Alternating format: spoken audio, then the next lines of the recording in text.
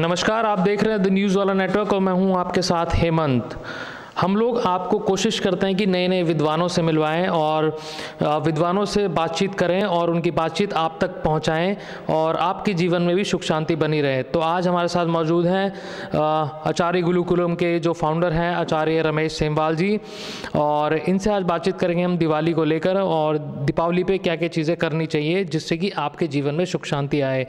तो सबसे पहले स्वागत आपका हमें समय देने के लिए।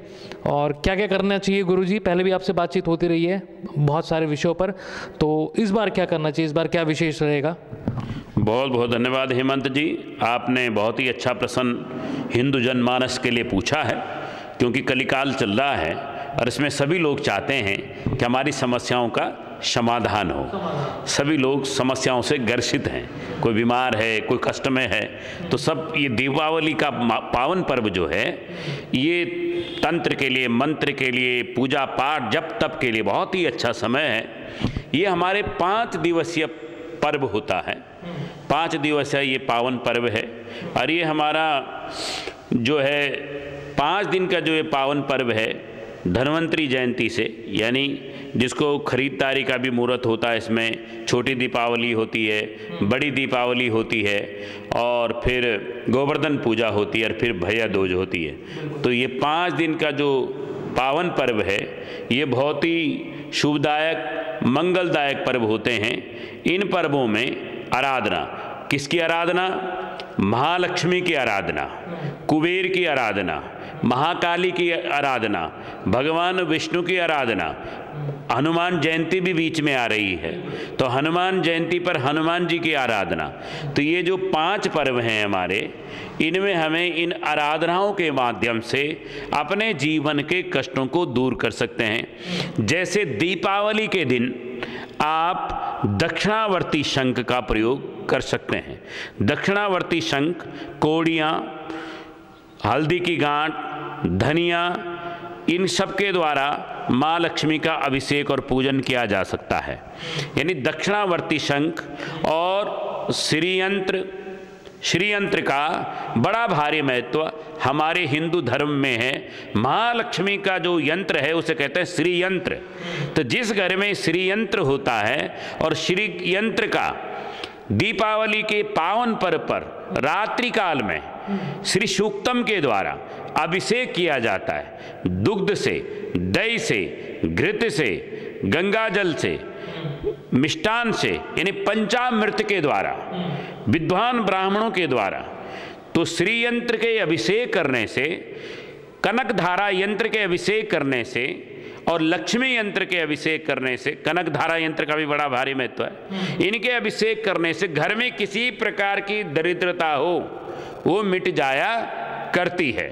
तो अगर आपके घर में कष्ट है, लक्ष्मी का प्रवेश नहीं हो रहा है, धन धान्य की वृद्धि नहीं हो पा रही है, तो श्री यंत्र ला करके श्री यंत्र का पूजन जरूर करें, श्री यंत्र का अभिषेक जरूर करें। श्री यंत्र कनक धारा यंत्र, कनक धारा यंत्र का भी बड़ा भारी महत्व है। लक्ष्मी यंत्र, इनका कुबेर यंत्र हैं, बहुत सारे यंत्र हैं। कुबेर जी का पूजन का बड़ा भारी महत्व है और श्री यंत्र का बड़ा भारी महत्व है, और कनक धारा यंत्र, ये तीनों यंत्रों को आप अपने पूजा स्थल में स्थापित करें। और दीपावली की रात्रि यानी 4 नवंबर को, जो मुख्य महापर्व है महालक्ष्मी पूजन का, 4 नवंबर के दिन आप रात्रि काल में इनका अभिषेक करें, जो मैंने बताया है, और फिर इनका अभिषेक करने के बाद श्री सूक्तम का पाठ करें, माँ लक्ष्मी की अखंड ज्योत जलाएं। तो इसे करने से आपके घर में सुख शांति समृद्धि का वास होता है। सुख शांति और समृद्धि का वास होता है, साफ तौर पर गुरुजी ने कहा। गुरुजी ये भी बताइए कि भाई कोर्ट कह रहा है कि भाई पटाखे नहीं जलाने चाहिए, उसके बारे में बताइए कि भाई जलाएं कि ना जलाएं, क्योंकि लोग आपको फॉलो भी करते हैं, तो उसके बारे में क्या विचार आप रखते हैं? जैसे अभी 2 तारीख से धनत्रयोदशी 2 तारीख को है, कल धनत्रयोदशी का पावन पर्व है। इस दिन धन्वंतरी जी भी प्रकट हुए थे समुद्र मंथन से, और तो इस दिन भी चांदी का बर्तन जरूर खरीदें। चांदी का बर्तन खरीदने का बड़ा भारी महत्व है, और झाड़ू भी उस दिन बड़ा भारी महत्व है। चांदी का बर्तन अगर आप खरीदते हैं तो उसमें चावल भर के भी घर लाएं धनत्रयोदशी को, और उसको अपने पूजा स्थल में स्थापित कर दें। धनत्रयोदशी, नरक चतुर्दशी, उस दिन हनुमान जयंती भी आती है, तो हनुमान जी जयंती के दिन हनुमान जी का पूजन का बड़ा भारी महत्व है। तो उस दिन संकट मोचन का पाठ करें, हनुमान जी को चोला चढ़ाएं, हनुमान जी को विशेष तेल का दीपक जलाएं, हनुमान जी को घृत का दीपक जलाएं, लड्डू का भोग लगाएं, तो हनुमान जी का पूजन का महत्व। धनत्रयोदशी के दिन बाजार से नई चीज़ खरीदें, और उस दिन धन्वंतरी जयंती भी मनानी है। धनत्रयोदशी के दिन वहाँ पूजा स्थापित कर देनी है, वो 5 दिन तक स्थापित रहनी है। तो 5 दिन का जो पूजन शुरू होगा वो 2 नवंबर से शुरू होगा, फिर 3 नवंबर को भी वो साधना जारी रहेगी, 4 नवंबर को भी जारी रहेगी, 5 नवंबर को भी, 6 नवंबर को भी जारी रहेगी। यानी 5 दिवसीय महापर्व है ये दीपावली का, एक दिन का पर्व नहीं है ये। कितने दिन का है जी? 5 दिन का, 5 दिन का पावन पर्व है। दूसरा, एक और जानकारी आपको दर्शकों को भी बताता हूं कि समुद्र मंथन से ही महालक्ष्मी का आमाव स्थिति को प्रकटकरण हुआ है। तो महालक्ष्मी की कमला जयंती भी है, वो दीपावली का जो दिन है 4 नवंबर को, वो कमला जयंती यानी महालक्ष्मी की जयंती भी है। तो उस दिन महालक्ष्मी का विशेष पूजन आपको करना है, अखंड ज्योत रात्रि काल में जलानी है, और वृषभ लगन में पूजन करना है, यानी 6:05 से 8:12 तक का मुहूर्त पूजा का 4 नवंबर को रहेगा। तो श्री यंत्र, कनकधारा यंत्र, कुबेर यंत्र का आप पूजन अवश्य करें। दक्षिणावर्ती शंख अगर नहीं है तो घर में ले आएं, उसका आप घर में रख करके, दक्षिणावर्ती शंख से भगवान विष्णु का भी अभिषेक होता है, श्री यंत्रकार महालक्ष्मी का अभिषेक भी होता है। जो आप गणेश लक्ष्मी चांदी के रखेंगे घर में, उनका भी अभिषेक होना है, उनका भी विशेष पूजन किया जाना है। तो जब आप और आपके घर में बहुत ज़्यादा कोई परेशानी है तो 4 मुंह वाला दीपक जला करके सारे घर में घुमा करके उसे बाहर चौराहे पर रखाना चाहिए। मैं आपकी तरफ से एक मैसेज भी चाहूँगा लोगों के लिए, बेसिकली पटाखों को लेकर, तो उसके लिए भी कोई मैसेज आप दें दर्शकों को, जितने भी लोग देख रहे हैं और जितने लोग फॉलो करते हैं आपको, तो वो सारी चीज़ें फॉलो करें, उनके बच्चे भी, सब लोग। मैं ये कहना चाहता हूँ कि हिंदू धर्म में प्रत्येक त्यौहार का अपना अद्भुत महत्व है। हमारे यहाँ पूजा का, पाठ का, जप का, तप का, ध्यान का, योग का विशेष महत्व है।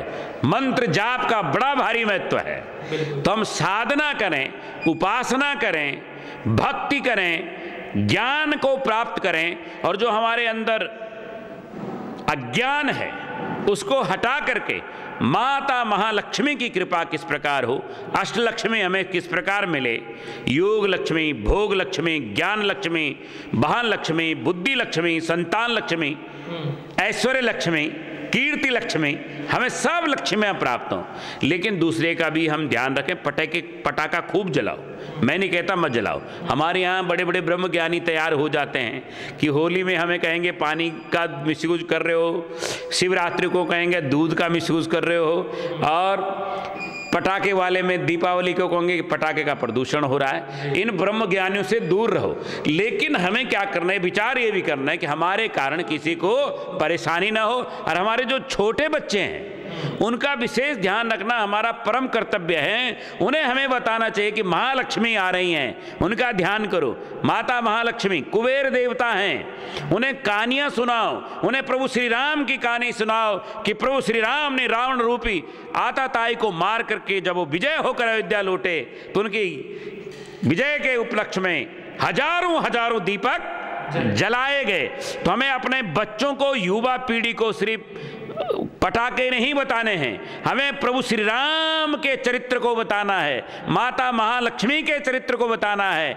कुबेर देवता कौन है? माता महाकाली, महालक्ष्मी, महासरस्वती की भी पूजा दीपावली को की जाती है। तो माता महासरस्वती कौन है? माता महाकाली कौन है? माता महालक्ष्मी कौन है? समुद्र मंथन कैसे हुआ था? माता महालक्ष्मी का किस प्रकार प्रकटीकरण हुआ? वो लक्ष्मी जी की से उनका प्रणीकरण संस्कार कैसे हुआ? और अमावस तिथि को ही दीपावली क्यों मनाई जाती है, जिस दिन सूर्य नीच का होता है और सूर्य चंद्रमा एक ही राशि पर विराजमान रहते हैं? तो इसका क्या महत्व है, ये हमें अपने युवा पीढ़ी को और उन्हें सुरक्षित रखना हमारा परम कर्तव्य है। गुरुजी ने सारी चीज़ें बता दी कि भाई दिवाली को आपको क्या क्या करना है, और पटाखे जलाएं, खूब जलाएं, गुरुजी का कहना है, और परम ज्ञानियों से दूर रहे, ये भी गुरुजी ने कहा। और जितनी बातें कही हैं गुरुजी ने, प्लीज़ आप फॉलो कीजिए, और उसके बाद हमारे पेज को फॉलो कीजिए, और यूट्यूब चैनल पर जितने लोग देख रहे हैं प्लीज़ सब्सक्राइब कर लीजिए हमारे चैनल को। और कैमरे पर है हमारे साथी नमन, बने रहिए न्यूज़ वाला नेटवर्क के साथ। बहुत बहुत शुक्रिया आप सभी लोगों का।